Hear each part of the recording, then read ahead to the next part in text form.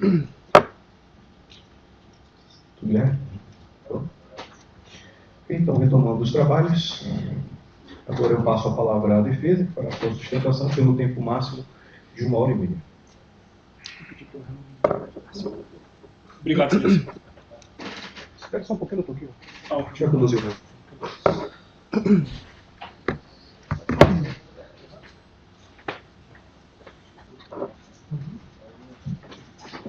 E agora sim, o doutor tem a palavra. Obrigado, Silêncio. Senhores, muito boa tarde a todos. Eu gostaria de iniciar cumprimentando o doutor Esdras, o nosso magistrado titular aqui da Comarca. É sempre um prazer poder encontrar o doutor, conversar com o doutor, que é sempre muito tranquilo na sua condução.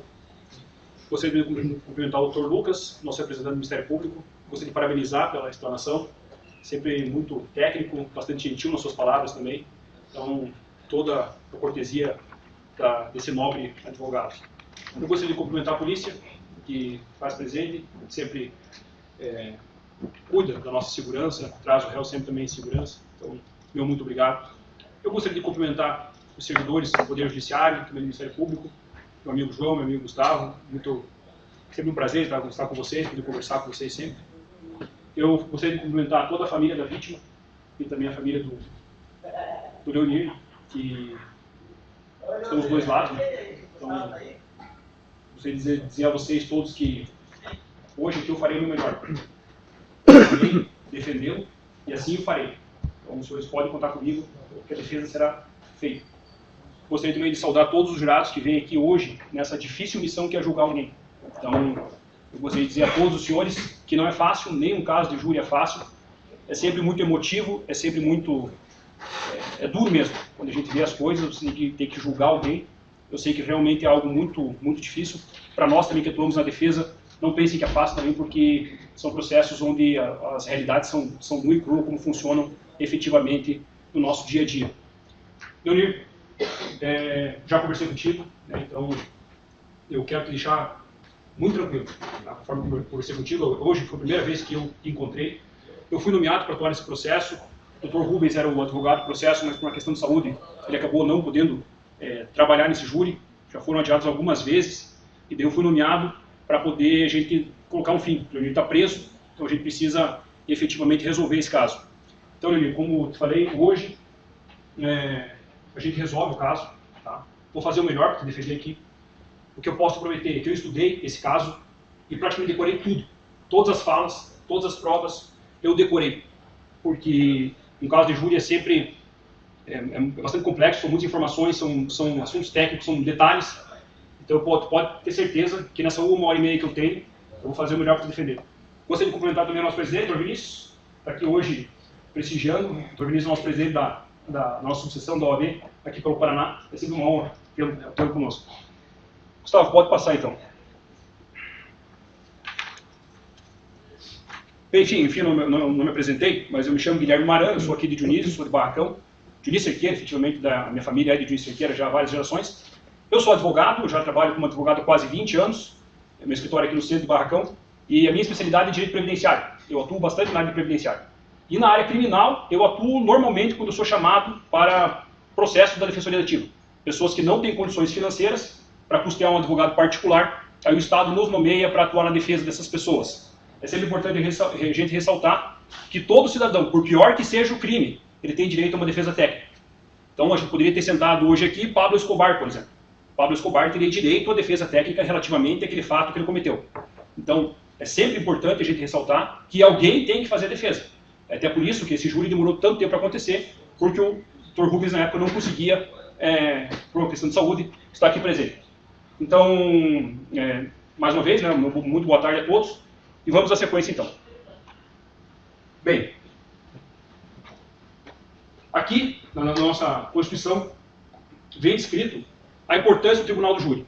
O Tribunal do Júri é diferente de tudo, tá? É onde a gente julga os crimes dolosos contra a vida. Os casos em que eu atuei são sempre casos de homicídio consumado ou homicídio tentado. Nas outras modalidades eu ainda nunca atuei, porque são mais raras. Tá? Então, nesses casos de crimes dolosos contra a vida, quem julga são as pessoas. São pessoas da nossa sociedade, são pessoas que estão conosco no nosso dia a dia. Então, eu sei que é uma tarefa que muitos de vocês não gostam, porque a pessoa vem cedo para cá, às vezes é obrigado a ficar o dia inteiro aqui, ouvindo histórias que não são agradáveis de uma maneira geral, mas saibam que essa tarefa é uma das tarefas mais nobres que existe no nosso sistema jurídico. Porque poderia ser muito fácil. Você pega, por exemplo, um juiz de direito, um promotor de justiça, eles sabem toda a matéria. Toda a matéria. Você pega um caso, eles analisam, vê onde encaixa na lei e julgam. É simples. Para eles é muito simples. Só que esses casos de violência contra a vida, o nosso legislador conferiu que quem vai julgar é a pessoa da sociedade. É aquela pessoa que conhece as pessoas dali. Então, por exemplo, o Leonir de Bom Jesus, a família toda dele é de Bom Jesus, vocês são de Barracão de Bom Jesus. Vocês estarão julgando os seus. Então, essa é a grande diferença. São pessoas que às vezes a gente conhece, que estão no nosso convívio, e nós estamos julgando essas pessoas. Se fosse um Dionísio Cerqueira, seria a sociedade de Dionísio Cerqueira que estaria julgando. Semana passada eu tive em Ampere, fazendo um tribunal do júri também, e lá eram pessoas de Ampere que estavam julgando. Então saibam que a nossa Constituição assegura a todo réu que está sentado aqui na cadeira dos réus a plenitude de defesa.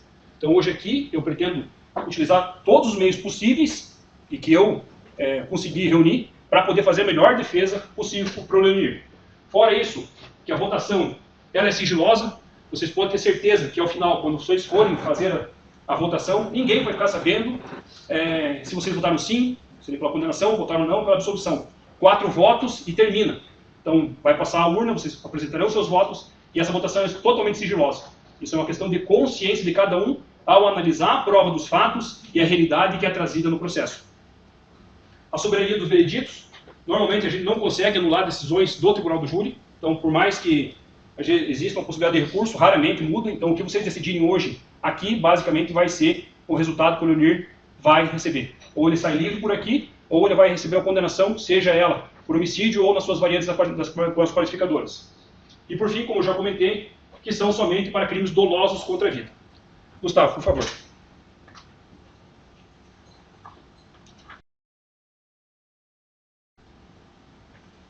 O princípio da presunção de inocência, tá? Também é constitucional. Tá? Então, no nosso artigo 5º, no inciso 57, e já de antemão, eu já faço também menção que a pessoa só será considerada culpada após o trânsito julgado do processo. É o final do processo. Até lá, a pessoa ela é considerada inocente. Então, enquanto não tivermos uma decisão hoje aqui e esse processo não terminar, o Leonir, por mais de tudo que o promotor tenha falado aqui, ele deve ser considerado inocente. Pensem sempre com o coração de vocês. Por enquanto, nós não temos uma decisão ainda. Não foi tomada nenhuma. Até lá, o Leonir é considerado inocente. Todo mundo tem esse direito.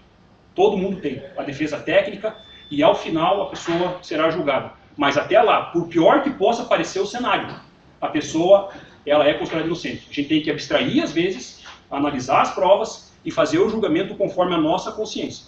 E trago a baila desde o princípio que o ônus da prova, quem tem que provar que efetivamente aquele crime aconteceu e daquela forma que ela está descrita na denúncia, é o Ministério Público. Está aqui no artigo 156 do nosso Código de Processo Penal. A prova da alegação incumbirá a quem a fizer, sendo, porém, facultado ao juiz de ofício. Ele tem algumas situações. Mas guardem isso, que quem tem que provar é o Ministério Público. Se o Leonir acusa, se o Ministério Público acusa o Leonir de ter cometido homicídio contra a sua avó, ele precisa trazer provas robustas de que foi ele que matou a sua avó. Na dúvida, senhores, a gente sempre absolve. Nunca esqueçam, mais vale 1000 culpados andando soltos por aí do que um inocente preso. Sempre. Isso é uma frase do ministro da nossa Corte Superior, que sempre aquela pessoa que pode ser condenada injustamente é algo gravíssimo, porque terá sua liberdade cerceada. Tá bem? Só volta um pouquinho ali, Gustavo. Por fim, nessa parte legal, introdutória, a gente sempre coloca também que o Tribunal do Júri ele tem todo um rito. Então, desde o início do sorteio dos jurados, a seleção de vocês, a ordem das falas, tudo isso vem codificado no nosso Código de Processo Penal. Então, tem um rito todo próprio, é assim que funciona, e a gente estuda isso na faculdade, a gente acaba, uns aprendem mais, outros aprendem menos, porque trabalham mais com isso, mas enfim, que é um negócio extremamente sério e que tem toda uma ritologia que hoje aqui nós estamos vivendo. Gustavo, por favor. Bem,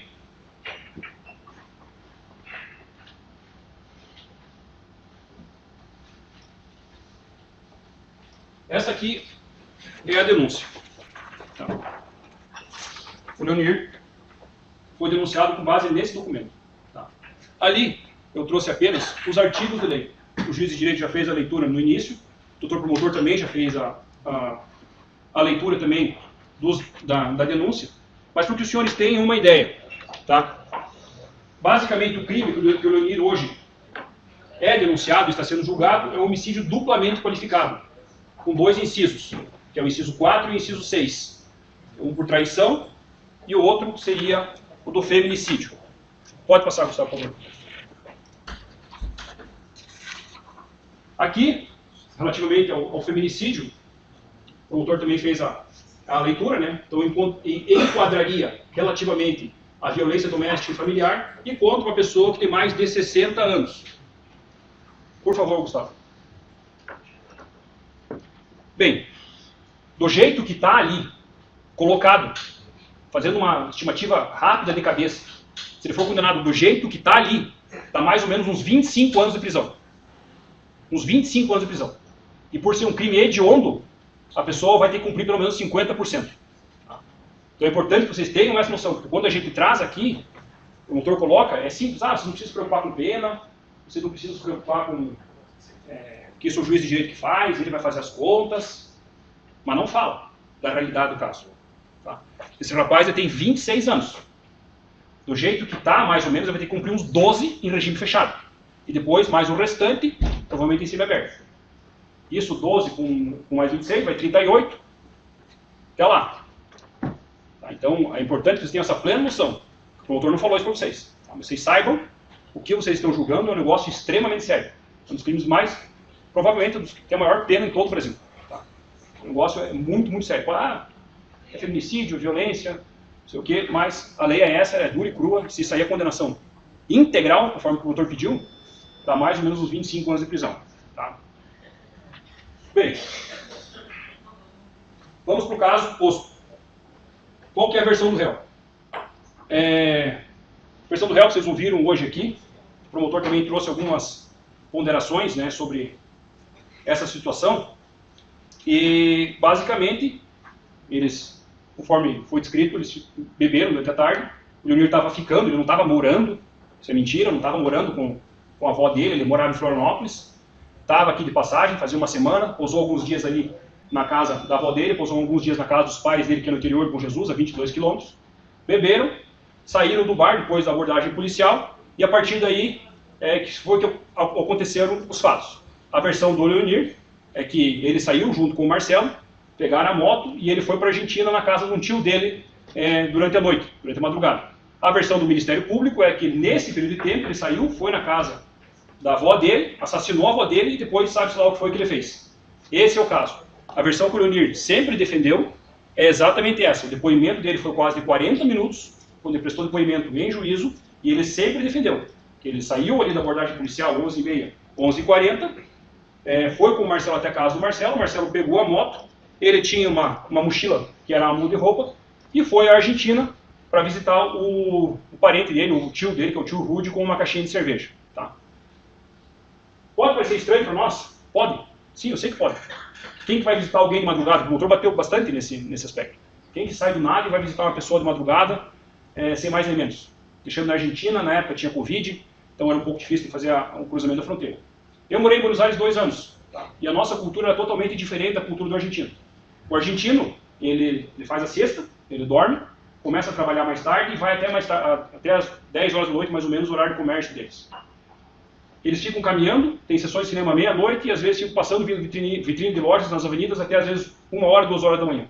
As festas na Argentina começam 2, 2h30 da manhã. Vão até 6, 7 da manhã, quando está raiando o sol, eles saem e vão para um after, uma nova festa.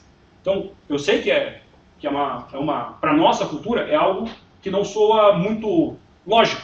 A pessoa ter saído, ido para casa do tio de madrugada, chegando lá no interior, de 2 irmãos, que é a comunidade, e batendo na porta, tio, vim te visitar, de madrugada. Mas isso é plenamente possível, isso é plenamente aceitável, imaginável de aceitarmos, sabendo do estilo de vida do argentino. Tá? E fora isso,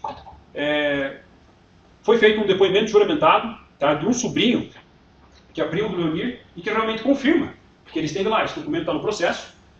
Esse sobrinho, ele confirma que o Leonir chegou 2h30 da manhã, naquele dia, que ele passou o final de semana todo lá, que eles pescaram, que eles andaram a cavalo, que eles têm uma chácara e toda a propriedade. Enfim, a tese do Leonir encontra guarida com documentos do processo. Isso aqui é um documento juramentado, tem que ser... As perguntas foram feitas na época pelo Dr. Rubens. O Dr. Rubens encaminhou isso, é tudo traduzido. Vai para Eldorado, Eldorado acha a pessoa responde e manda de volta para cá. Isso está no processo. Então é só para mostrar que essa tese é uma tese plausível de realmente ter acontecido. Tá? Por favor, Gustavo, pode passar. Bem, daí aqui, efetivamente, é onde eu vou assentar a minha defesa. Senhores,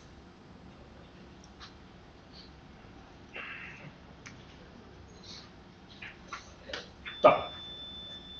Lembre-se sempre que quem precisa provar que ocorreu o homicídio e que o autor do homicídio é aquele que está sentado ali é o Ministério Público. E tudo que o Ministério Público trouxe para vocês são indícios de prova. Tá? São verdadeiramente indícios de prova. A questão dos horários que não estão batendo, é a cerveja que foi encontrada no quarto do Leonir, que foi a mesma que foi comprada no bar de São Luís, Quitachuca. A questão do enquadramento, que depois também eu vou explanar um pouco sobre isso. Mas prova, efetivamente, não tem nenhuma nesse processo. Não tem nenhuma. Nenhuma prova que foi o Leonir que matou a avó dele. Nenhuma. Pelo contrário, vocês ouviram todo mundo falando aqui. Todo mundo falando aqui. Que ele estava super bem com ela. Estava na casa dela ali hospedado. O primo falou que não viu, mas que realmente eles estavam juntos. A dona Serenita, que é a vizinha. O senhor que é amigo da família, que mora próximo lá também. Todo mundo sempre falou que eles deram muito bem. Tá? Isso é muito importante, tá? Porque homicídios não acontecem do nada. O senhor falou lá que isso não tem motivo. Né? Mas é difícil que você vá matar alguém do nada. Sabe? Uma pessoa que você gosta, que você tem afeto, a pessoa te recebe bem na casa, a pessoa está te esperando, faz almoço para você, você toma um chimarrão. A gente tem que analisar isso com calma. Tá? Primeiro ponto que eu levanto. Não há testemunhas oculares. Não tem testemunha nenhuma nesse processo. Nenhuma. Não tem nenhuma testemunha que tenha verificado que isso realmente tenha acontecido da forma como o Ministério Público coloca. Que foi o Leonir que matou. Nem o vizinho viu nada. Tá? A casa dela era no centro. A vizinha atrás não viu. Ninguém viu o Leonir entrando ou saindo da casa naquela madrugada. Ninguém viu o Leonir correndo na rua desesperado, como se tivesse cometido um crime. Ninguém viu o Leonir portando uma faca naquele dia. Ninguém. Absolutamente ninguém. Nenhuma pessoa da comunidade viu o Leonir entrando ou saindo da casa ou cometendo crime. Não existe ninguém. Não tem nenhuma testemunha sobre isso. Não tem uma testemunha que tenha visto o Leonir com roupa suja de sangue. Não tem nada. Nenhuma. Só para vocês terem uma ideia. Nesse júri, por exemplo, que eu fiz em Ampere semana passada, então eu trouxe o processo aqui, tá? Mas se for quiser, vamos dizer que duvide, mas não, é só um número isso aqui, tá? É um caso absolutamente similar. São dois jovens, homicídio duplamente qualificado também. O rapaz, ele acabou confessando o crime, efetivamente, eram dois jovens, mas a roupa dele, por exemplo, foi periciada. Tá? Nesse caso aqui não. A arma do crime foi encontrada. Aqui não foi feito nada disso. Não tem absolutamente nada, tá? Fora isso, naquela mesma noite, eu também perguntei, a senhora viu alguém entrando na casa da dona Serenita, da dona Terezinha? Não. Ninguém viu também outra pessoa entrando na casa. Nem o Leonir, nem outra pessoa. Sobre sons, também ninguém escutou nada. Não teve grito, não teve pedido de socorro, ninguém ouviu nada. Simplesmente o corpo apareceu no dia seguinte. Bem, o amigo Marcelo, mesma coisa. O amigo Marcelo, também ninguém viu o Marcelo chegando em casa, ninguém viu o Marcelo saindo de moto, não tem nenhuma testemunha que tenha isso acontecido. Bem, eu fiz um apontamento aqui, que o que eu vou defender desde o início é que a investigação foi muito mal conduzida. A polícia, ela fez um péssimo trabalho nesse caso. Péssimo trabalho. E daí o que está acontecendo agora? Nós estamos num limbo jurídico, num limbo fático, e a responsabilidade toda cai para vocês. Tá? Mas bastava, por exemplo, chamar os pais do Marcelo. Marcelo saiu de moto? Que horas o Marcelo saiu de moto? Que horas o Marcelo voltou com a moto? O Leonir falou que ele retornou de táxi para casa, depois quando ele voltou da Argentina. Bastava chamar os pais dele. Então, quando o Leonir chegou de táxi em sua casa, que dia que foi, que horário que foi? Não foi feito nada disso. Tem pouquíssimas provas nesse processo, pouquíssimos, na verdade, indícios de prova, né, que foram juntados. E o que acontece? A responsabilidade toda do julgamento será de vocês. Tá? Conforme o nosso ministro, o Marco Aurélio Mello, do STF, sempre disse, convém esclarecer que a cautela penal só pode permanecer em premissas concretas e não em meras suposições. Tudo isso que o Ministério Público trouxe aqui são indícios de prova. Todos os indícios de prova bastante contundentes, tá? Mas prova efetiva, foi o Leonir, não tem nenhum. Segundo, imagens de câmera de vigilância. Não tem nenhuma também. Pare e pense um pouco e aonde que nós estamos fincando o nosso pé. Nós podemos condenar um jovem a 25 anos de prisão, um rapaz que não tem nada, totalmente ficha limpa, nunca, nem multa de trânsito o rapaz não tem. A 25 anos de prisão com base nessas provas. Não tem uma imagem de câmera dentro do Bom Jesus. Nem de casa, nem de comércio, nem do município, nem de polícia, nada. Bastava simplesmente a polícia ter feito um trabalho um pouquinho melhor. Solicita lá a câmera de vigilância do vizinho. Solicita a câmera de vigilância do comércio na frente. Verifica se os horários são condizentes. Verifica, vai aparecer lá a data e horário da pessoa passando. Não tem nenhuma imagem de vigilância nesse processo, nenhuma. Em que mundo nós estamos vivendo? Na minha casa eu tenho câmera. A cidade inteira de Unicerqueira é vigiada, tem as torres da Polícia Militar de Unicerqueira. Não tem nada. Não tem nada. Nós corremos o risco de condenar um rapaz a 25 anos de prisão somente nos indícios do Ministério Público, que são indícios factíveis. Mas prova efetiva não tem nenhuma. Fora isso, ele pegou a BR. A teoria dele é que ele saiu com o Marcelo de moto. A BR inteira é fiscalizada. Inteira. Tem câmera das polícias rodoviárias. Ali na frente da Ponto Sul tem câmera de vigilância. E ninguém viu, ninguém pediu essas câmeras. Pede lá, o Ministério Público trouxe aqui uma questão do horário. Realmente, dá uma hora e pouco, 2 horas de diferença entre a suposta saída, chegar em casa, pegar a moto, andar de moto até lá em cima, no Sabiá, e daí entrar para a Argentina. E a ligação. Mas, meu Deus, custava investigar direito isso? Custava pedir as câmeras de vigilância? Não, eles não fizeram nada. Eles jogaram 3, 4 indícios de prova, depoimento de gente aqui. Ninguém sabe que foi ele, nem a vizinha, nem o próprio Jackson, que é o primo. Ninguém viu entrando, ninguém saindo, ninguém pulando, correndo, com roupa, com faca, nada. Nenhuma imagem. E Barracão, por exemplo, ali na divisa do Sabiá, de ponta a ponta, tem câmera de vigilância. Custava pedir as imagens para a prefeitura, pelo amor de Deus. Não pediram nada. Se o homem foi cruzado, se ele cruzou para a Argentina, ele pode estar mentindo, pode não cruzou para lugar nenhum. Pode ir para Pantelli, ele pode ir para Foz do Iguaçu, ele pode ir para São Miguel do Oeste. Ficou que ele entrou para a Argentina. Mas pode ir para qualquer lugar, pode ser tudo mentira isso aqui que nós estamos fazendo hoje aqui. Porque não tem prova visual nenhuma. Gustavo, por favor, tem aqui no meu arquivinho fotos e vídeos. Abre esse vídeo aqui, por exemplo, do de cima. Como pode ser esse aqui? O de cima. Ó, essa aqui é a Rua da Santinha, na teoria onde ele cruzou lá. Eu fui lá filmar. Isso aqui, ó, é o poste. Aquela câmerazinha lá em cima, ela pega de ponta a ponta tudo. Eu já fui na Polícia Militar, vi isso, ela roda assim, ó. Eles dão um zoom, que a pessoa acha que está passando com vinho lá, ou com gás lá no forno, não está sendo visto. Eles dão um zoom, você vê tudo. Essa câmera é a câmera de esquina, tem uma câmera também na casa esquina. Ninguém pediu essas imagens, ninguém foi lá. Abre as outras, por favor, Gustavo, só para mostrar. Esse aqui é o Mercadinho Melo, que é da fruteirinha na frente, aqui na frente do Sabiá. Ali é a câmera. Pode abrir as outras, pode abrir as outras fotos que tem ali.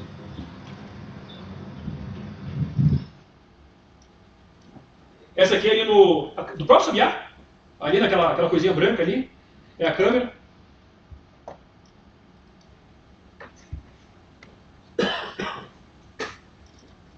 Pode abrir os outros vídeos. Ali no poste, bem na entrada, ali perto do mercadinho, ali, que é o Mercado Paraná, que era do Queno, ali também tem câmera. E tem também do Piratas da Fronteira, que é mais próximo ali no...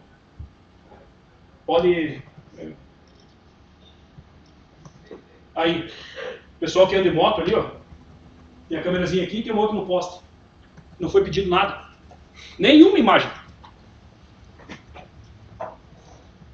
Enfim, o que eu quero dizer é o seguinte, que essa investigação ela foi muito mal conduzida, foi um trabalho bem pobre que a Polícia Civil fez, e infelizmente nós chegamos a um processo complexo, que pode levar um jovem a ficar 25 anos preso. Sai com 50%, mas pois bem. Gustavo, abre por favor lá o documento da 12.1, que é a cena do crime, lá. Por favor.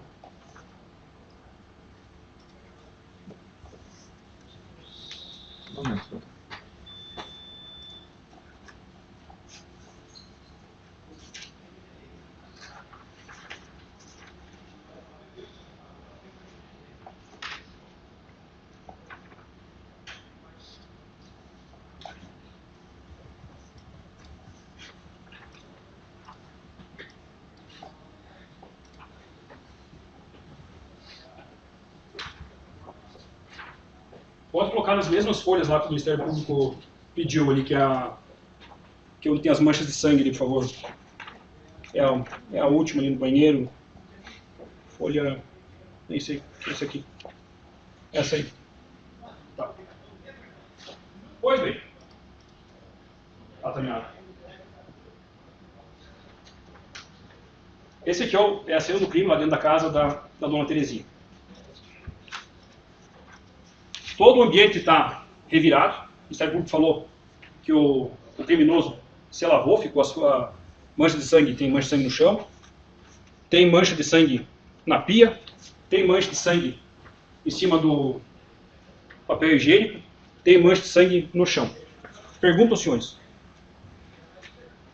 que investigação foi feita de quem é esse sangue? Eles não fizeram nada. Não tem investigação nenhuma. Nesse meu processo de Ampere, da semana passada, tudo isso foi periciado, tudo.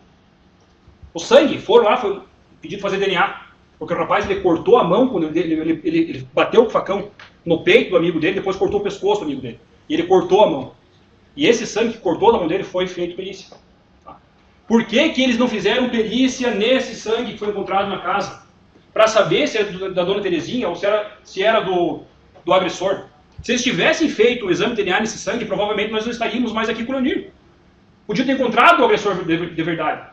Mas não foi feito nada. E olha quantos indícios de prova nós temos ali. Isso aqui é material farto.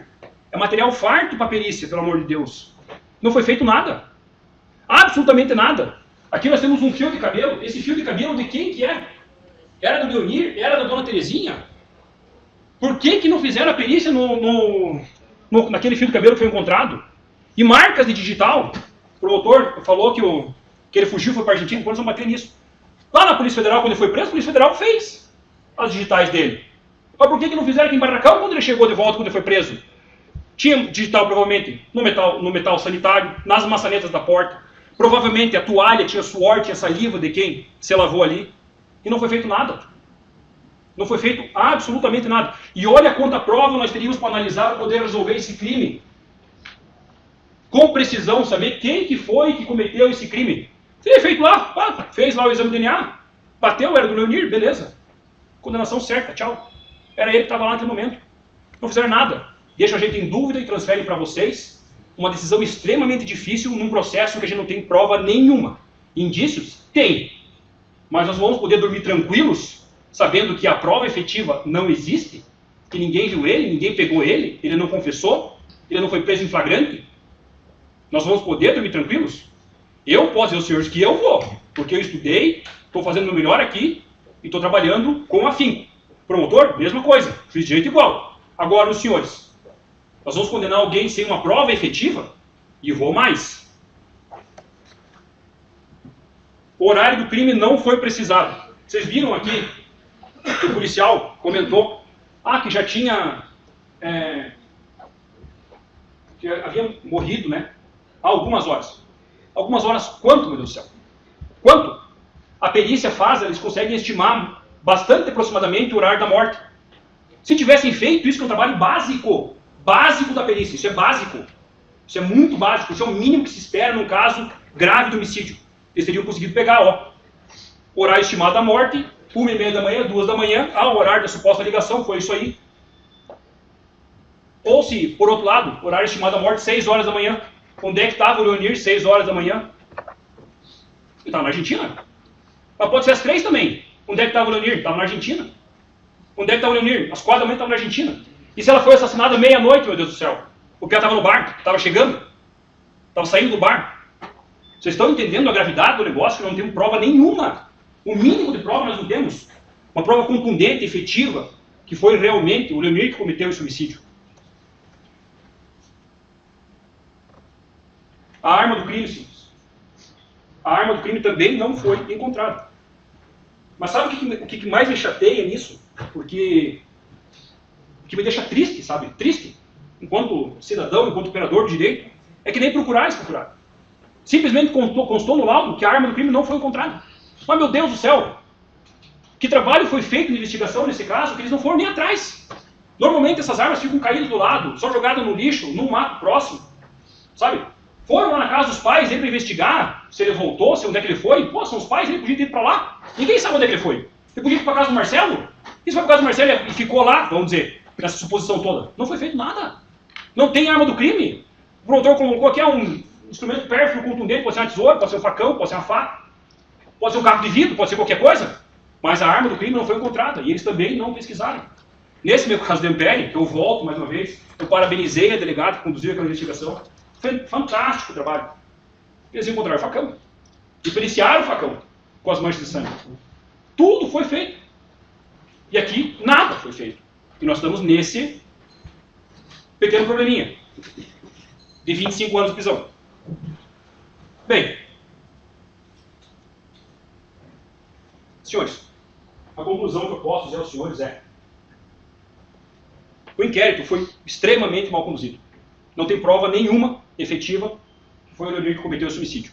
Os indícios? Beleza. Questão do horário, cerveja e tal. Show. Agora, prova efetiva que foi ele que cometeu, imagem de câmera, exames periciais, arma do crime, a roupa que estava usando, não tem nada. Tá? E por fim, senhores, por fim, o que me chamou também muita estranheza é que o Leonir, desde o início, foi o foco da polícia. Eles não chegaram a cogitar em nenhum momento que possa ter sido outra pessoa. Só ele. Eu perguntei aqui para o Jackson, que é o primo, tá? Que vocês não conhecem o processo, tá? Mas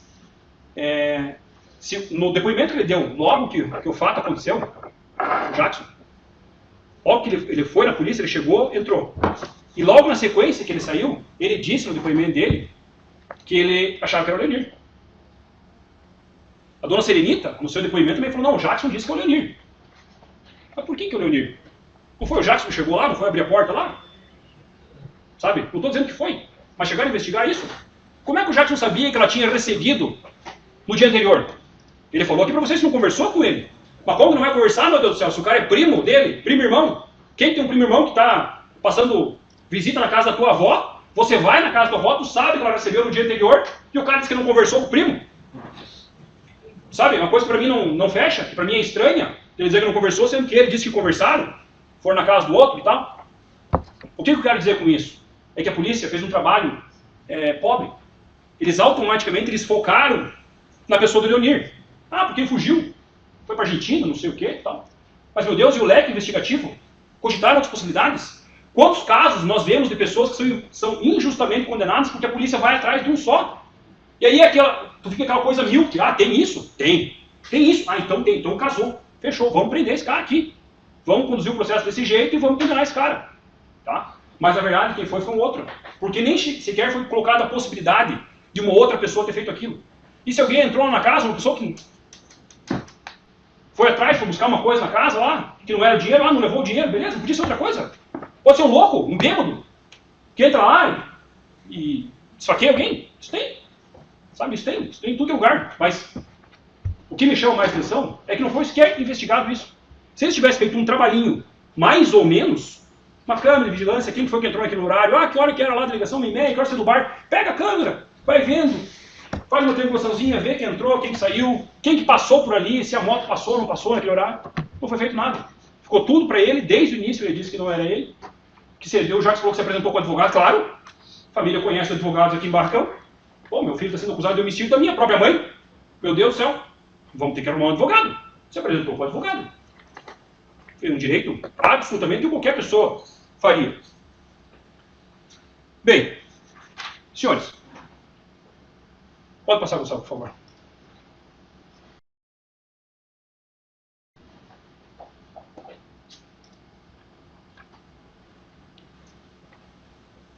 Qual que é a chave desse processo?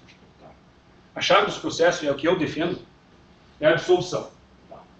Esse aqui é o dispositivo legal, é o artigo do processo civil, que o juiz, quando profere uma sentença penal, ele utiliza na parte final. Tá? E aqui estão os dispositivos que eu embaso a minha tese.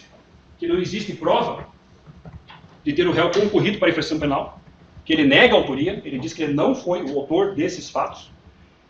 E o segundo, senhores, que é não existir prova suficiente para a condenação. Não tem prova suficiente para condenar ele. Tudo isso que eu falei anteriormente, todos esses indícios de prova aqui, as câmeras de vídeo, as marcas, os exames de DNA, o sangue, a saliva, a arma do crime, tudo isso conduz à insuficiência de prova para a condenação. É o chamado o indúbio pro réu. E lembre-se sempre, senhores, que na dúvida a gente absolve. Tá? Não é na dúvida a gente condena. Tem que ter certeza da condenação. Saber que foi aquela pessoa que cometeu o crime.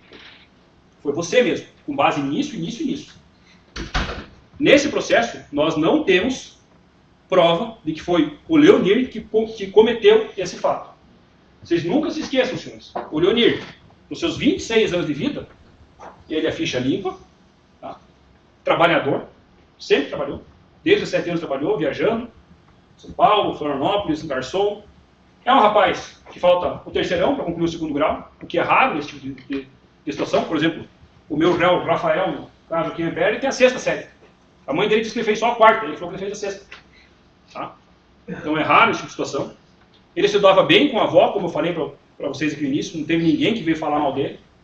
O doutor promotor falou, mas isso não é porque não precisa de motivo, porque às vezes não tem motivo nenhum. Os que seriam os motivos, eles vão qualificar o homicídio, mas o homicídio pode acontecer sem motivo. Ele trabalhava, estava passando alguns dias aqui, né? E por fim, ele estava de boa no bar. Tá? Essa estava de boa no bar, também a gente tem que destacar, porque em nenhum momento esse rapaz pareceu agressivo, nenhum. Todo mundo que falou sobre ele, sempre falou que ele se comportou bem. O proprietário do bar aqui, o Sr. Luiz, falou que eles ficaram tranquilos. Tem o empregador do Leonir, que ele estava trabalhando depois com o pedreiro, também falou que se espantou bastante dele ter sido preso, porque ele estava bem com todos os colegas de trabalho. Então, um rapaz tranquilo. Veja a postura dele, vocês viram ele falando aqui. O cara está nervoso? Não, tranquilo. Tá? Então, a postura diz muito. Tá? Se tivesse realmente, vocês iam ver. Pessoa com outro tipo de comportamento. Tá? Então, a tese que eu assento é nesses dois incisos. Primeiro, não existe prova de autoria, não tem mesmo. Tá? E segundo, que é no indúbio pro réu. O que é o indúbio pro réu? Eu reitero, se vocês não tiverem certeza, a gente absolve. Tá? A gente absolve. Nunca esqueça, a família inteira dele está aqui. A mãe dele é a mãe dele e filha da falecida. Ele é neto da falecida. Tá? Estamos falando de uma família constituída que veio aqui assistir o júri. Já tem um drama terrível dentro de casa, um negócio desse. Tem um filho preso e uma mãe morta. Tá? E nós estamos aqui. Então a gente precisa ponderar muito o que nós estamos fazendo. Nunca se esqueça, é a nossa comunidade, são os nossos. Será que a família estaria aqui se tivesse certeza que foi ele que matou a avó dele? É isso que a gente se pergunta. Tá? Será que eles viriam aqui? Bem, infelizmente, senhores, infelizmente mesmo, essa investigação foi muito mal feita mesmo. Chega assustado nós chegarmos numa situação dessa, tendo que existir algo tão sério, uma investigação tão ruim, e temos que trabalhar sobre achismos aqui. Hipótese de tudo. Agora, prova, não tem nenhum. Tá? Bem, pode passar, Gustavo, por favor. Isso aqui são os quesitos depois que vocês vão analisar. Tá? O primeiro deles é a materialidade, conforme o promotor já falou, que efetivamente é o corpo da vítima. Então isso é inegável, a gente não discorda nisso. E no segundo, vai passar depois a urnazinha para vocês responderem. Basicamente a pergunta vai ser assim. Tá? E é importante a gente saber mais ou menos como é que a pergunta vem, porque a pergunta ela vem em juridiquês, ela não vem em coisas muito fáceis de se entender. E aqui pode dar alguma dúvida, algum evento. Basicamente é na data tal, no horário estimado, como eu falei para vocês, não tem horário nenhum da morte da pessoa, não tem horário nenhum, não está precisado do horário nenhum, data tal, horário tal. Leonir foi o autor das facadas que ceifaram a vida da Dona Terezinha. É assim, Leonir foi o autor das facadas que ceifaram a vida da Dona Terezinha. O quesito, ele é direto. Foi o autor, é o assassino. Tá? Nessa pergunta aqui, eu peço que os senhores digam não, com base naquelas duas colocações que eu fiz anteriormente. No inciso da ausência de autoria, ou no inciso 7, que era o indúbio pro réu, que não tem prova suficiente para a condenação. E por fim, o terceiro quesito, se os jurados absolvem ou não o réu. Eu peço que os senhores absolvam, que os senhores digam sim. Se já no segundo aqui saírem 4 nãos, que não tem prova suficiente para condenar o Leonir, não vai nem para o terceiro. Termina. Tá? Termina. Tá? Bem, o promotor colocou algumas outras situações que eu preciso rebater também. Antes de entrar nas qualificadoras. O promotor colocou sobre a questão da ligação. Da ligação que foi feita 1h30 da manhã e que foi realizada aqui no município de Bom Jesus. Assim, senhores. Nós moramos numa fronteira, tá? E é tudo muito próximo, efetivamente, aqui da Argentina. Eu peço aos senhores, peço a qualquer um daqui que está me assistindo agora, qual de nós nunca teve uma interferência de rede da Argentina na nossa aqui? Que não está pegando o celular da Vivo e marca a torre da Argentina. Qual de nós nunca teve essa situação? Essa é a pergunta que eu faço. Tá? Eu acontece direto isso comigo porque eu moro bem próximo da divisa. Estrangeiro, na Argentina, habilite seu chip para poder navegar livremente. Recebo direto interferência. Direto. A doutora Branca, nossa magistrada aqui do fórum, ela chegou a ficar bastante tempo na época sem poder utilizar o celular dela aqui no fórum, porque dava interferência no celular dela na Argentina.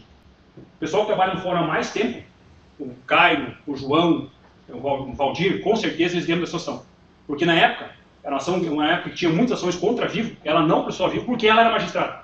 Mas tinham muitas ações de usuários na época que se sentiam lesados porque não conseguiam utilizar o seu celular por causa da interferência da torre. Tá? Outra colocação que eu faço. Por que os nossos celulares, eles pegam dentro dos presídios com toda a tecnologia que nós temos à disposição? Por que simplesmente não circundam aquela área territorial do presídio para evitar que os grandes criminosos continuem sendo os chefes das facções criminosas, PCC ou Comando Vermelho, de dentro dos presídios? Porque é isso que acontece. Essas pessoas que são presas e ficam lá, Fernandinho Beiramar, por exemplo, eles continuam trabalhando lá dentro. E com o celular. E será que alguém duvida que toda a segurança pública envolvida não tenta bloquear isso através de sinais satélite? Eu acho que não, né? Ninguém faz de propósito isso. Mas o fato é que essas comunicações elas não são precisas. Existe, efetivamente, essa margem de erro. Tá? E eu atribuo esse caso o que aconteceu. Não estou dizendo que não tenha acontecido, mas é apenas uma dúvida factível que eu trago. Ah, foi feita ligação 1h30, era de Bom Jesus, o Leonir não podia estar na Argentina. Tem essa diferença de 1 hora e pouco ali? Tem. Mas quem disse que ele está mentindo? Será que não foi um erro isso aí? Que deu interferência de rede? Só para você ter uma ideia, aqui da linha São Paulo, que é onde tem o trevo de Bom Jesus, o morrinho da frente já é a divisa com a Argentina. Então, efetivamente, nós moramos na Argentina, na divisa com a Argentina. E esse tipo de situação é bastante plausível que aconteça. Aí eu pergunto, meu doutor promotor, na época que foi feito essa quebrança, essa quebra de sigilo, por que não pediram a cópia da gravação também? Aí podia ouvir, ó. Tô aqui falando, eu preciso que você me leve para a Argentina porque eu fiz uma cagada dentro de casa e preciso que você fuja comigo. Por que não foi pedido isso? Somente o registro de ligação. Somente o registro de ligação. E digo mais. Quem disse que o registro de ligação é prova que ele cometeu homicídio? Não é? Vamos supor que ele fez ligação 1h30.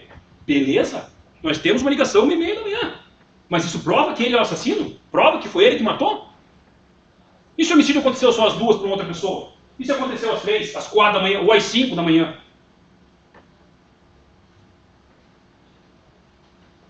Tá entendendo? Ou meia-noite, 1h30, 1 da manhã?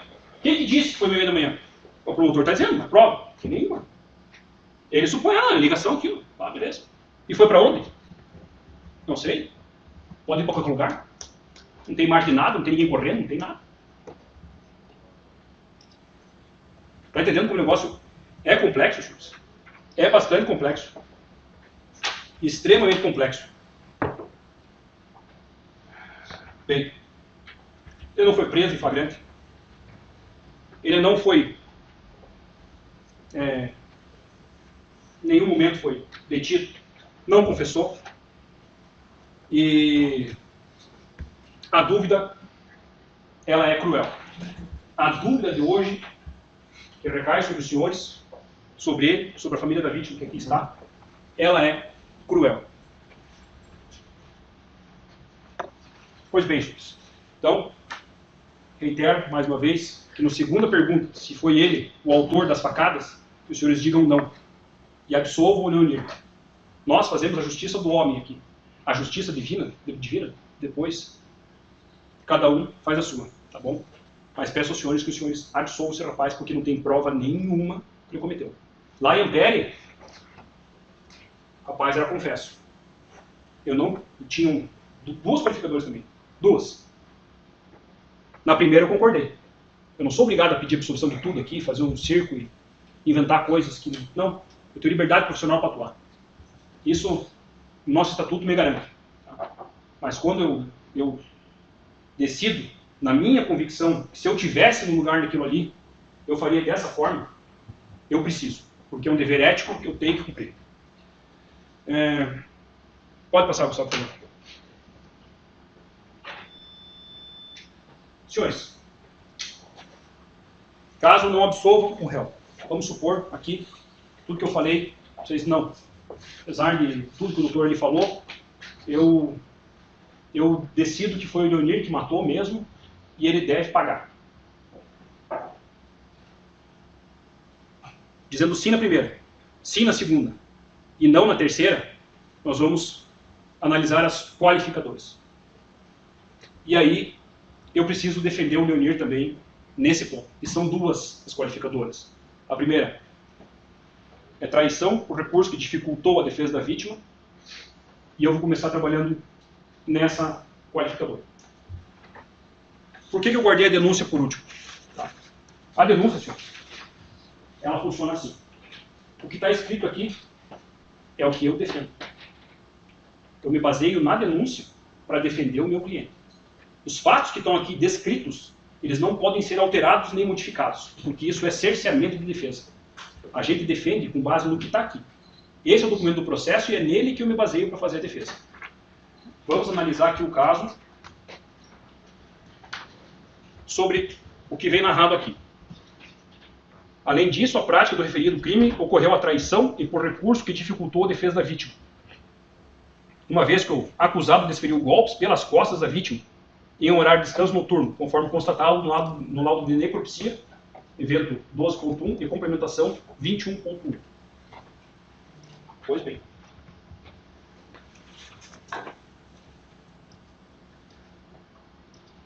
Só achar minha folhinha aqui que eu... Aqui.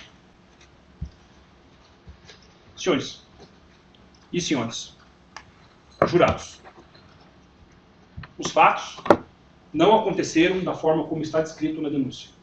E é por isso que eu peço o afastamento, caso os senhores entendam que foi ele que cometeu o homicídio, mas que afastem essa qualificadora da traição. Espero que a gente não chegue nisso, mas se chegar nisso, que os senhores afastem. E por que eu entendo que não aconteceu dessa maneira? Aqui. Primeiro, são dois pontos importantes. Que ela foi atacada pelas costas e durante o descanso noturno. Tá? Por que eu entendo que ela não foi atacada pelas costas? Gustavo, por favor, coloca para mim na... Tem as fotos ali no evento. Só pegar aqui.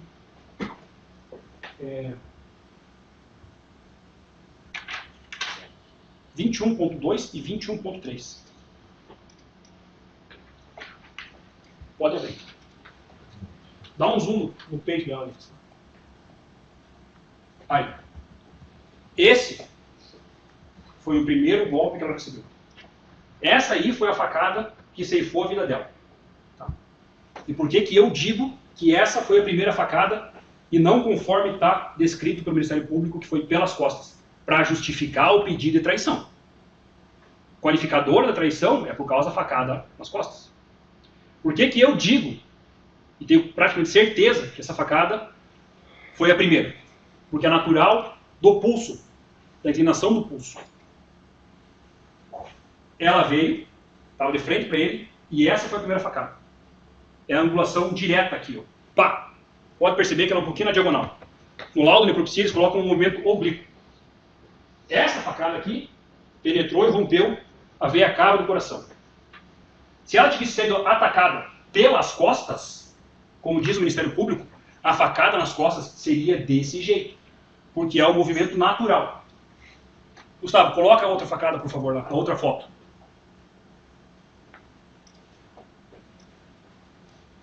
Aí. A facada aí é de lado. Ninguém ataca alguém na primeira forma assim.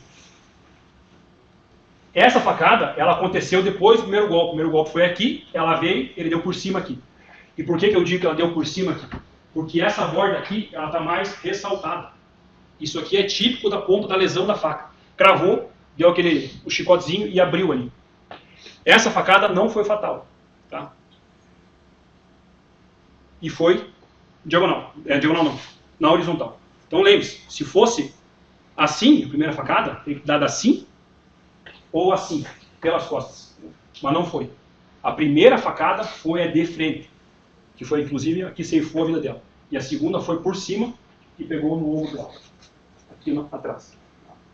Então é por isso, um dos motivos que eu peço o afastamento também da qualificadora da traição. E mais uma, tem ali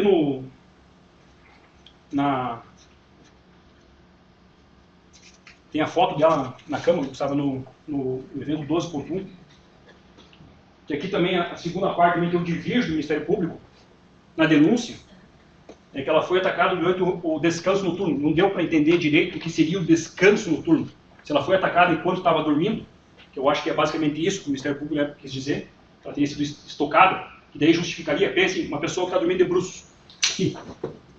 Se vem alguém que dá uma facada nas costas, aquela facada seria a primeira e seria na horizontal. Aí justificaria se ela ter sido atacada pelas costas se ela estivesse dormindo de bruços, porque a facada seria na horizontal. Tá? A minha justificativa, que não ocorreu isso, que ela foi atacada de pé, foi exatamente por causa do primeiro golpe, que é de frente na diagonal. Ou seja, isso do descanso noturno, que não ficou bem redigido na denúncia, a gente não sabe se eles queriam dizer que ela foi atacada dormindo, ou se porque era madrugada, vamos dizer. Tá? A forma que ela está aqui não quer dizer que ela foi atacada desse jeito. Provavelmente o agressor colocou ela ali depois, nessa forma. Tá? Então, onde é que eu assento o meu pedido de afastamento da qualificadora da traição e que dificultou a defesa da vítima? Não houve traição, por causa que a facada foi de frente, e mais uma, que ela não foi atacada dormindo. Eu tenho uma... Pode voltar lá, Gustavo, na minha apresentação, por favor? Tem... Pode passar, por favor. No 12. Aí.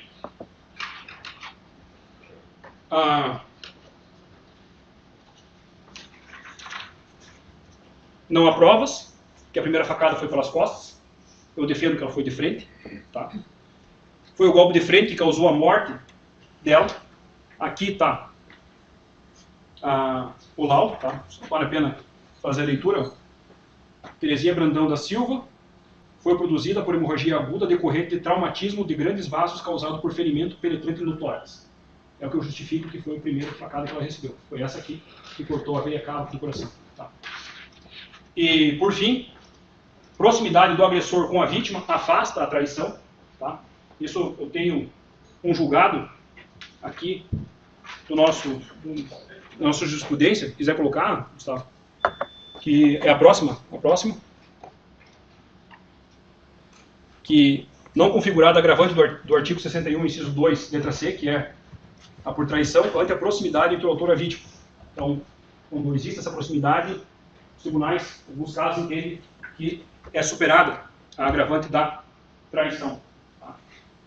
E a última, que eu tinha colocado ali no meu slide anterior, que ela não estava dormindo no momento da agressão, por causa da posição do corpo. Tá? A posição do corpo, eu entendo que ela foi colocada daquele jeito na cama, com a perna para fora, os braços para cima, tá? Mas que ela não foi efetivamente esfaqueada. Eu até não dormindo, vamos dizer, a pessoa entrou lá, viu alguma coisa e alguém esfaqueou, seja de frente, ou de costas, ou de lado. Seriam lesões totalmente diferentes. Tá? Então, é aí que eu assento a minha tese de afastamento dessa agravante. Tá? Agora vamos passar, mais uma vez, Gustavo, para o próximo. Sobre a outra agravante que o Ministério Público está pedindo a condenação. Tá. Essa é do feminicídio. Aqui é um negócio muito sério também. A gente precisa ter muita parcimônia na nossa análise, porque nunca esqueça, os senhores são os juízes da causa hoje. Os senhores jogam conforme a sua convicção, conforme o seu senso de justiça, conforme a sua educação, conforme a sua criação, conforme as coisas que os senhores pensam da vida. Vocês vão analisar conforme aquilo que vocês entendem, a educação que vocês receberam e toda a bagagem que vocês trazem de vida. Essa questão do feminicídio é uma questão bastante complexa. O promotor de justiça pede a aplicação da agravante do feminicídio, e é um monte isso aí. Tá? Se aplicar isso, dá uma diferença de pena enorme, do jeito que está aqui. Dá enorme. Tá? Segundo a denúncia, por a pessoa coabitar, morar no mesmo lugar, ou ter relação de parentesco, de família, independente do que for, é feminicídio. Tá? É feminicídio. E com certeza, se o doutor procurar hoje alguma jurisprudência, ele vai encontrar. Tem muitos julgamentos em tribunais que eles vão considerar que morou junto, independente do que foi que motivou, a condenação é por feminicídio e a pena vai lá em cima. O que eu entendo, e que é uma tese da doutrina bastante importante, que diverge disso. Tá? O artigo da lei, tá? Eu só pegar aqui o código.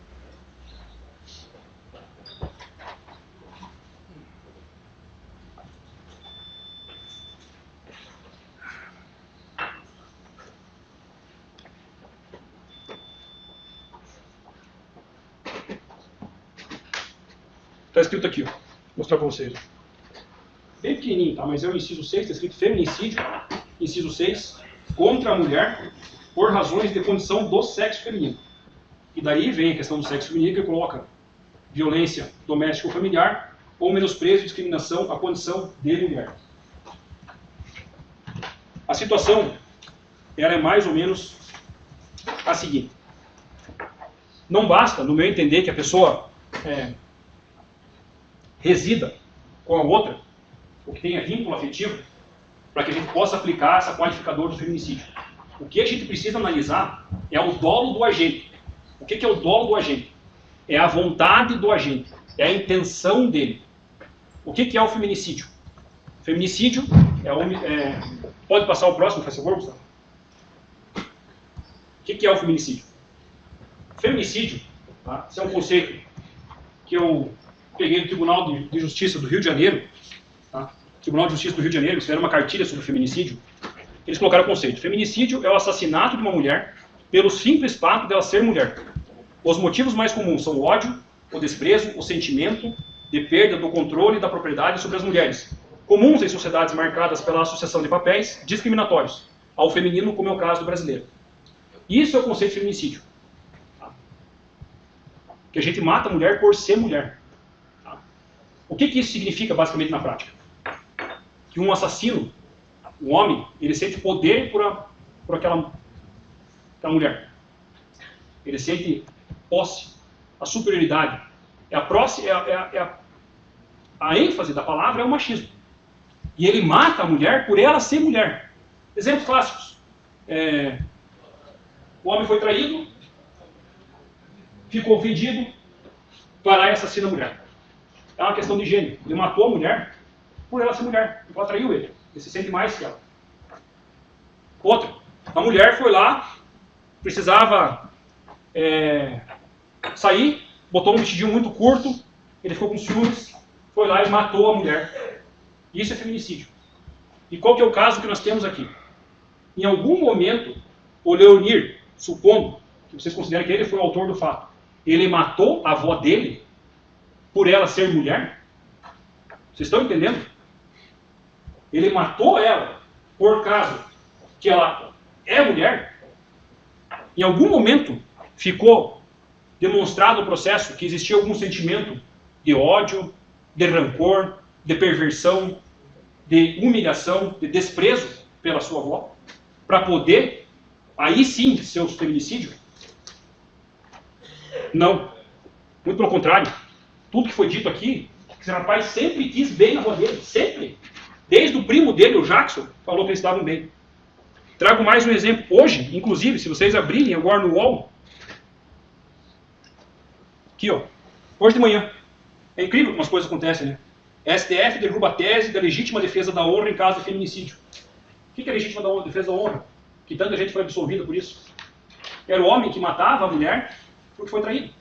Ele diz, porque ela me traiu, me cormeou, não sei o quê, vai lá e mata, vai para júri, aí pega um monte de gente que às vezes é condescendente com esse tipo de prática machista e absolve o cara. O ministro Dias Toffoli falou que isso é uma conduta, é um tipo de decisão absurdo que ele usou na decisão dele. E eu concordo com ele. Porque isso aí sim é feminicídio. Aqui tem uma... Eu trouxe um artigo, deixa eu ver se eu encontro ele aqui.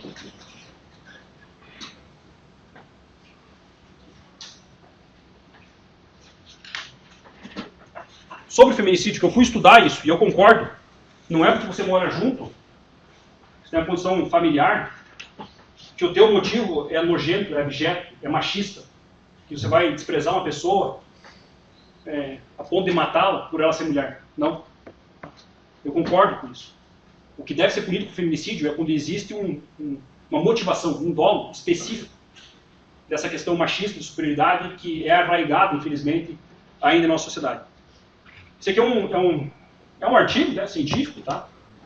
Foi feito pela professora, doutora em Direito Penal da PUC de São Paulo, Aline Bianchini. E ela traz alguns exemplos onde ela pensa como eu, tá? Que ela coloca aqui, por exemplo, onde, por exemplo, não teria o caso de pessoas que moram sob o mesmo teto e não configurar o feminicídio. Ela usou o exemplo aqui de uma esposa drogada, por exemplo. Uma esposa drogada, totalmente viciada, por exemplo, em crack, você mora junto com ela, e dá uma discussão dentro de casa, em razão disso, seja lá o que for, e você acaba matando a mulher, às vezes, por um erro que você cometeu, por causa de uma briga. Aqui, você matou a mulher por causa do sexo dela? Por ela ser mulher? Não. Mas é porque aquela situação de vício em drogas desencadeou isso. Tá? Então, a ponderação que eu faço aos senhores é que analisem o caso. O doutor promotor trouxe.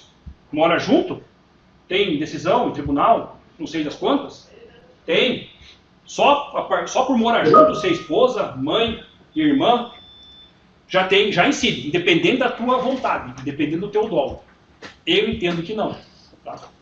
Por exemplo, você está condenando um rapaz de 26 anos por feminicídio, porque ele fazia 2, 3 dias estava dormindo lá na casa da avó dele, você dava super bem com ela, e pelo simples fato dela ser vó dele, feminicídio nele. Tá? Poderia ser um outro, se fosse analisado o motivo, outra coisa. Mas feminicídio, na minha forma de ver, não aconteceu. Não matou ela, se vocês considerarem, no caso, por conta da questão de gênero, por ela ser mulher. E a gente não pode nunca esquecer, né? Que o fato dela ser mulher é que colocou a mãe dela no mundo. E o fato da mãe dele ser mulher, é que ele está um. Então, com certeza, esse rapaz não via com nenhum desprezo o fato da avó dele ser mulher. Pode passar, Gustavo. O próximo, por favor. E por fim, o caso clássico, né? Essa questão da propriedade da mulher, tá? E que eu entendo que é o caso clássico do feminicídio mesmo, efetivamente não deve ser aplicado. E o segundo é a pergunta que eu faço aos senhores. Se vocês considerarem o Leonir como autor das facadas, se fosse um homem que estivesse lá naquela situação, ele não teria ele não teria matado ele porque era homem? Se fosse o avô dele, se fosse um tio dele, se fosse o irmão dele, o primo dele, por ser homem, ele não teria feito? Fez nela só porque ela é mulher? Essa é mais uma reflexão que eu trago aos senhores. Bem, senhores, antes de eu encerrar, eu preciso também fazer uma colocação sobre a questão do réu confesso que o doutor falou. Que o Marcelo, ele confessou, né, para fazer o acordo de não persecução penal, e que, por causa disso, o promotor entende que é uma prova robusta que ele mentiu com relação à ligação. A parte que foi passada para vocês do depoimento, tá, do Marcelo, quando o promotor deu voz à prisão do Marcelo, é uma parte só. Depois daquilo ali, estava o Dr. Rubens acompanhando a audiência. O Dr. Rubens ele se manifestou de forma bastante veemente naquele dia. Sendo que era absurdo, da voz de prisão, que o rapaz nem sabia o que estava acontecendo, se sentiu totalmente ameaçado, rapaz de família humilde. Aí recebe a voz de prisão de um promotor de justiça, com um juiz, estava conduzindo a audiência também. E o Dr. Rodrigo ele tinha uma forma bastante impositiva de conduzir as audiências, diferente do Dr. Ezes, que era muito gentil sempre no trato. Ele botava medo nas pessoas mesmo, sabe? Dava medo. A pessoa fica com medo. Tá? Quando se depara com um juiz de direito, um promotor de justiça, você tem medo. A dizer que não tem, tem sim. Tá? Eu lembro quando os fóruns ainda, a gente fazia as audiências presenciais, a pessoa que ia ao fórum, muitas vezes os meus clientes, era como se fosse algo realmente sagrado. A pessoa se vestia bem, ia toda preparada, porque tem um respeito muito grande. O Dr. Rubens, naquele dia, ele se manifestou de forma veemente e foi cortado pelo juiz de direito. O senhor não me interrompa. O senhor não me interrompa. Eu deixei o senhor falar, agora o senhor me escute, não é uma discussão. E o Dr. Rubens, problema de audição, não, doutor, não estou interrompendo. O senhor me desculpe, mas eu não estou estudando direito. E ali ficou. Tá? E o que acontece na prática, na vida do cidadão comum, cidadão ordinário da nossa realidade? Nesses casos, quem tinha advogado era o Leonir. O Marcelo não tinha advogado. O inquérito foi conduzido, é feito a proposta do acordo, e muitas vezes, na grande maioria das vezes, a pessoa aceita, porque o processo vem pronto, e você não consegue desconstituir aquilo. Aí você pergunta, mas como assim, doutor? Na vida prática, devido a pessoas humildes, pessoas pobres, quem defende é a defensoria dativa. Não existe demérito nenhum na defensoria dativa. Não. Mas nós não participamos da produção da prova. Nós pegamos tudo pronto. E aquilo que está pronto é hoje que está aqui. É essa prova fraca, do jeito que está, e a pessoa tem que se defender daquilo ali. E muitas vezes os senhores podem ter certeza que a pessoa que aceita aquilo ali do jeito que está é porque tem medo, porque tem receio de responder um processo criminal e vir a ser condenado. Mas não que ela tivesse cometido aquilo daquela forma que foi. Tá? Eu vejo isso em vários processos que eu atuo. Defensoria dativa, são casos normais que pegam do cara, não, mas eu não fiz isso aqui. Ou não fiz desse jeito. Pode ser, não, mas não tem que fazer, meu irmão. Não tem que fazer. É assim, nós vamos ter que se defender aqui. O que tinha que ter sido feito era antes. Mas lá antes, ele não teve defesa. Tá? Porque já vem pronto, a gente pega de uma certa altura para frente. E todo inquérito é feito pela polícia. E o julgamento se dá com base no que está ali no caderninho. Tá? Então muitas injustiças acontecem na condução desses processos ao longo desse nosso Brasil varonil. Porque são poucos os privilegiados que têm direito para contratar grandes bancas de advogado que conseguem fazer uma defesa na sua efetiva plenitude. Tá? Cidadãos comuns não têm isso. É a realidade nua e crua da defensoria dativa. A polícia faz inquéritos bem ruins, no caso que está aqui hoje, e condenações que vão indo. E o que acontece? Nós estamos entupindo nossas cadeias de pessoas humildes, que não têm chance da forma como o sistema está montado. Eu vindo hoje aqui sobre essa situação, e não digo que não tenha, né, não tenha acontecido, não falseou ali com a verdade mesmo, não mentiu com relação à ligação, não estou dizendo que não, só estou trazendo que efetivamente isso acontece na prática, pode ser uma hipótese. Tá? Mas eu vindo para cá depois do almoço, eu lembrei do caso da Lava Jato, que ficou famoso, né? Mas lá, as bancas são enormes. É banca de gente grande, é banca de gente poderosa. Inclusive, o nosso mais novo ministro do STF era o advogado que defendia o presidente Lula. Então, se veja o tamanho do negócio. Esses caras, eles são muito fera. são muito férias em processo. Quem dera que cada um de nós tivesse uma defesa desse jeito. Quem dera. Seria um negócio muito mais justo, na sua plenitude de defesa. De acontecer do Jadel Vera Lima ter 52 milhões de reais no seu apartamento, ser tido como certo aquilo ali, anular o processo, e disseram que aquele dinheiro ali, pá, pois é, e o cara queria entrar com ação de dano moral de um cara que tinha 52 milhões de reais, oriundo de propina de saque de nossas empresas públicas. Vocês conseguem perceber a potência que é o escritório de advocacia desses, que consegue fazer um negócio desses? Algum de nós, algum dia, pode imaginar isso? Eu, como advogado desse, eu nunca nem cheguei perto. Nem perto de um cara desse eu não cheguei. Ou seja, senhores, os processos vários foram anulados. Agora tem as empresas que estão entrando para cobrar o dinheiro de volta, porque as bancas são excepcionais, mas não são para nós. Então, o que eu quero deixar hoje de recado aqui, com relação a essa questão do falso testemunho, e que essa prova ela deve ser ponderada, porque ele confessou, então realmente o Leonir fez a ligação 1h30 da manhã, mas fez a ligação, não tem prova nenhuma que foi ele o autor do homicídio, que essa prova da forma como foi tem que ser ponderada, tá? Porque era um rapaz humilde, simples, e que não tinha uma defesa técnica às vezes eficiente. Tá? Não desmerecendo o meu colega que atuou naquele acordo de persecução penal que recebeu pela audiência que ele fez. Eu faço várias também dessas, tá? Faço várias. Me visto nessa mesma jaqueta do meu colega lá. Tá? Mas pensem sempre, quem fez esse acordo de persecução penal assumindo que errou, tá? Que mentiu, é um de nós. Quiçá, se esse rapaz tivesse os taura mesmo, os bão, cara fera de processo penal, fera de direito penal, eu garanto para os senhores talvez a defesa seria bem diferente e talvez a realidade fática fosse outra. Tá bom? Senhores, essa primeira parte eu encerro. Eu gostaria, pode passar aí, Gustavo, por favor, de encerrar aqui, que são os meus contatos. Tá? E eu deixo a responsabilidade, infelizmente, hoje pesa sobre os seus ombros.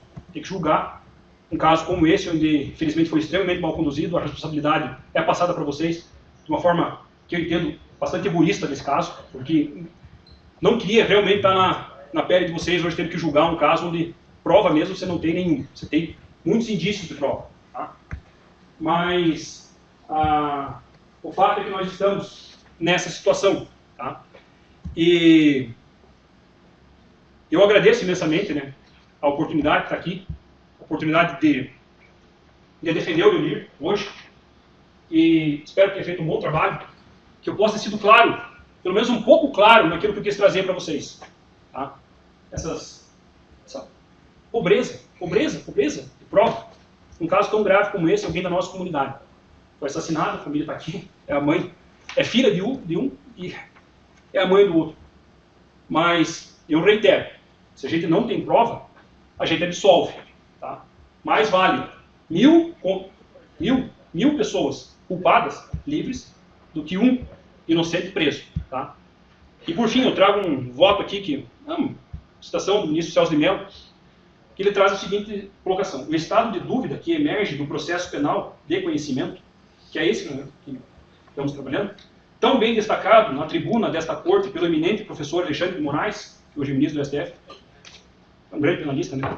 Desautoriza por completo qualquer decreto condenatório, não sendo acolhível, por isso mesmo, a proposta do eminente chefe do Ministério Público da União, no sentido de que a existência de um altíssimo grau de probabilidade, foi utilizado aqui, bastaria para justificar a condenação criminal do acusado. Tudo que o Ministério Público trouxe aqui, que o Dr. Lucas tão bem explicou, de forma tão gentil, tão técnica, é um altíssimo grau de probabilidade. Esse é o ponto, é um altíssimo grau de probabilidade. Mas prova, como eu disse, nenhuma. E ele segue. Na realidade, em nosso sistema jurídico, como ninguém o desconhece, a situação de dúvida razoável só pode beneficiar o réu. A dúvida é para beneficiar o réu, jamais prejudicá-lo, pois esse é um princípio básico que deve sempre prevalecer nos modelos constitucionais que consagram o Estado democrático de direito. Como que eu encerro? A dúvida, senhores, é a mão na consciência. É para absolver o réu. É no benefício dele. Se Se a polícia não fez um trabalho bem feito, essa responsabilidade não pode ser sua. Tá? Quem pecou aqui foi a polícia. Indícios de prova, o altíssimo grau de probabilidade? Sim. Mas prova mesmo? Arma do crime, imagens, exames? Não temos nenhuma. Câmeras, o mínimo, pelo amor de Deus, o mínimo. Obrigado. Encerro-se.